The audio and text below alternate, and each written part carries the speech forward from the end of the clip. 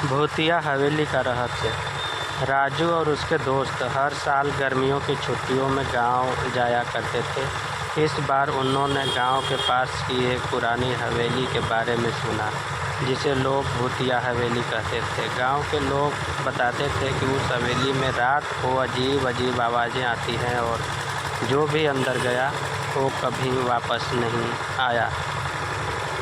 एक दिन राजू और उसके दोस्तों ने तय किया कि वो इस हवेली का रहस्य जानेंगे। रात होते ही वे चारों एक टार्च लेकर हवेली की तरफ चल दिए।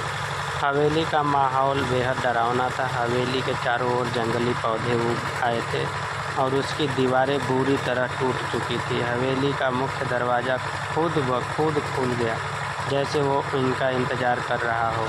भीतर एक कदम रखते ही ठंडी हवा का एक झोंका आया और चारों के रोंगटे खड़े हो गए। हवेली के अंदर अंधेरा था, सिर्फ टार्च की रोशनी से ही कुछ दिखाई दे रहा था। दीवारों पर पुराने धुंधले चित्र लटके हुए थे जो एक रहस्यमयी कहानी बयां कर रहे थे। अचानक एक दरवाजे के पीछे से किसी के चलने की आवाज़ आई। सब ने एक दूसरे की ओर देखा, लेकिन कोई पीछे हटने को तैयार नहीं था। वे धीरे धीरे उस दरवाजे की तरफ बढ़े। दरवाजे के पीछे एक लंबा अंधेरा कमरा था। कमरे के बीचों बीच एक पुरानी लकड़ी की मेज थी, जिस पर एक पुरानी डायरी पड़ी हुई थी। राजू ने हिम्मत करके डायरी खोली और उसमें लिखा था, जो इस हवेली में आएगा वह कभी वापस नहीं जा पाएगा। इतना पढ़ते ही हवेली की खिड़कियां अपने आप बंद होने लगी और दरवाजे ज़ोर ज़ोर से धड़कने लगे। राजू और उसके दोस्त बुरी तरह डर गए और भागने की कोशिश करने लगे, लेकिन हवेली का दरवाज़ा बंद हो चुका था। तभी अचानक एक परछाई दीवार पर उभरने लगी। वह परछाई धीरे धीरे एक भयानक आकृति में बदल गई।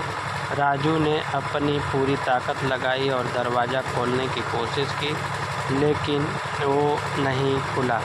तभी एक ज़ोरदार चीख गूंज उठी और हवेली की दीवारें हिलने लगीं। किसी तरह राजू और उसके दोस्त जान बचाकर खिड़की से कूदकर भागे। बाहर निकलते ही हवेली फिर से शांत हो गई।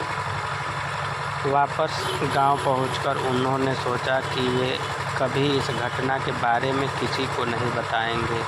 हवेली का रहस्य आज भी वहीं बना हुआ है और कोई नहीं जानता कि वहाँ क्या हुआ था।